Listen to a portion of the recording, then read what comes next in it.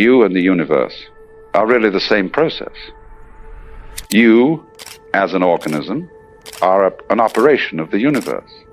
The real you, though, is the whole thing. Your soul isn't in your body. Your body's in your soul.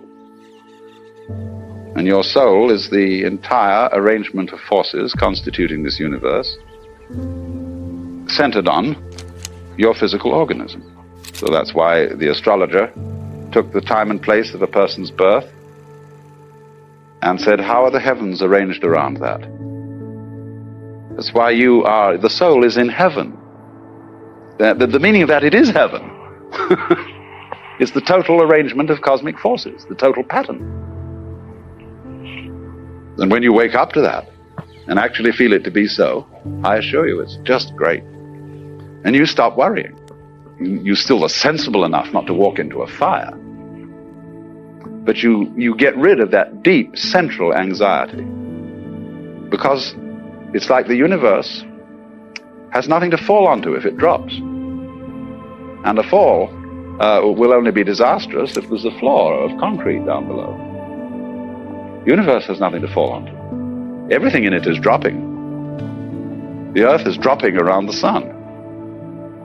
Just so long as there isn't a planet in the way or something like that, nothing happens. And the system as a whole, there isn't anything else. So why worry? Besides, if you disappear as an organism, great. Because if you went on too long, you get tired of yourself. And so there's always a new surprise in store. The thing is a self-surprising system. That's why it goes on. When you know the future perfectly, it's already past. You've had it. When you know the outcome of a game, and it becomes certain, you cancel it and begin another one. So to know too much gets you nowhere. The astrologer was right. When he drew a map of your soul, he drew a crude map of the universe. He drew the universe as it was at the time and place of your birth. The universe, as it was, as seen from the point of view where you were born. And that was your soul. So your soul, you see, is not in your body. Your body is in your soul, because your soul is the entire network of relationships in terms of which you live. Your soul is the whole universe. But each one of us, as it were, is a different point in it. But all these points in it are the center. We can go way beyond Ptolemy and Copernicus now. And if we think that space is curved, every point of space is the center of the universe, because any point on a ball is the center of the sphere, of the surface. See? You can turn any point of a ball, and wherever you look at it, it's the center, isn't it? See? So in the same way, take a crystal ball in your hand, a crystal mirror. What I mean is not a crystal mirror, I mean a spherical mirror. Look at it. And wherever you turn it, your face will be in the middle. So in exactly the same way, every place in the universe is the middle of the universe, from a standpoint of curved space. So we go back to an entirely new Ptolemaic view of the world, beyond Copernicus. Not that the earth is the earth is the center of the universe. But every other place is also the center of the universe. There is no absolute center. So this is an astronomical way of saying, in Sanskrit, Tattvamasi, you're it. Everyone is rightly the center. You may think, my mother used to say, you're not the only pebble. But in a way, everyone is the central pebble. And the feeling that you have of being the center, which turns out into selfishness and all this sort of conflict and scrapping, is nevertheless based on something true. What we do is we misinterpret it. We don't realize that everybody else is the center too. In that sense, you're not the only pebble on the beach. You're not the only center of the universe. And yet there is only one center. And that's why, who was it? I think it was St. Bonaventure who first thought up the description or the definition of God as that circle whose center is everywhere and whose circumference is nowhere. This is called the doctrine of the mutual interpenetration of all things and events. So it would be like those lovely drawings where you take a circle and you can play with this. It's a nice thing to play with. And you mark out 12 equal points around the circumference of the circle.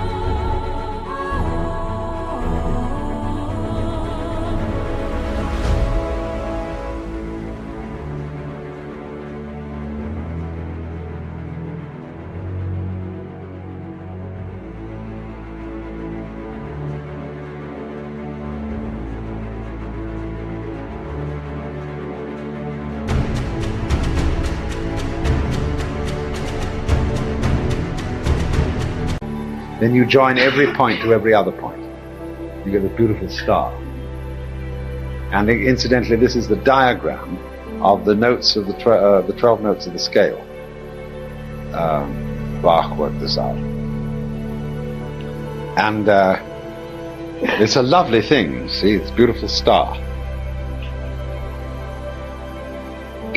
So this is the diagram of the way it all fits together. Now, if you study that, and by study again, I mean not just think about it, but feel it out, you will find very strange thing happening. You will find that the present moment, with all its particularity in which you live and are functioning now, is exactly the same thing as anything you could possibly conceive of as eternity. You will find that your limited life, and remember what I said about limits, you have to have something to push against. Your limited life, with its frustrations and with its particular problems at this instant, is the same thing as omnipotence. And that your situation in space, it implies the infinite, the eternal. All the energy of the universe is implied in any tiny hair on your skin. It goes with it. Mutually implies. This is the point.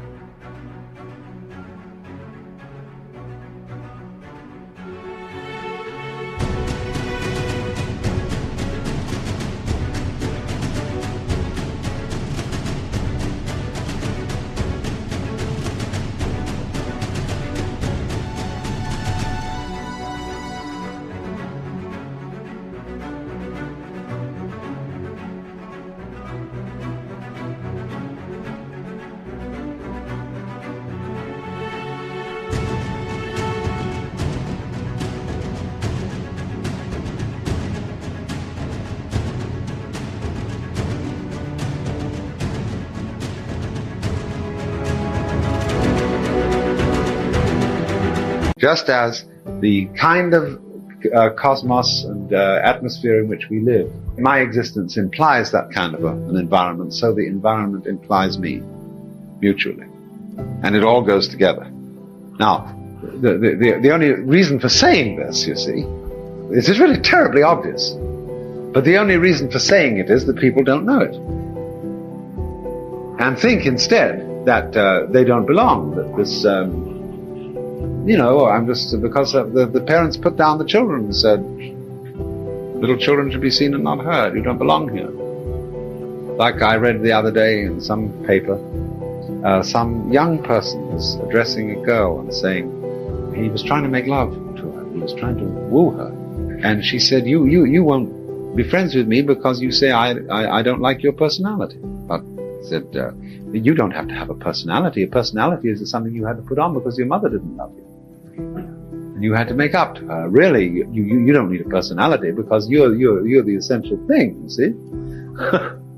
and a personality is just a way of performing to ingratiate yourself. Well, we all do it because we put on personalities when we act like clowns and entertain the audience. Put on masks, funny faces. But really and truly, the mask covers the one self that we all have, and we all know it.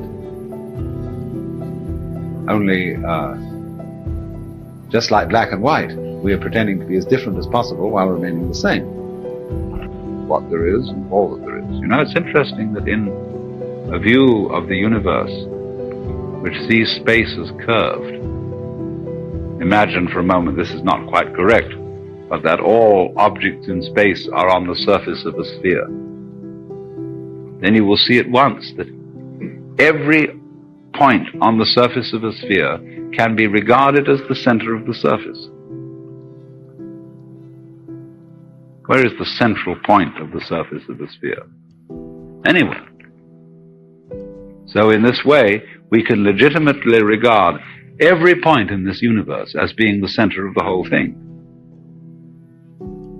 And it's in this multi-centered sense that every eye which looks around and sees the world as something that spins around you, and you're the axis.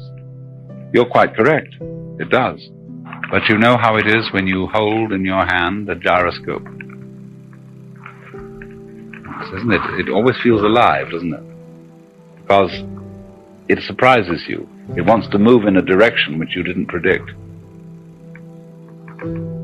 And that movement of the gyroscope that you hold, that seems to be against you, is the movement in life we call other, or what happens to us.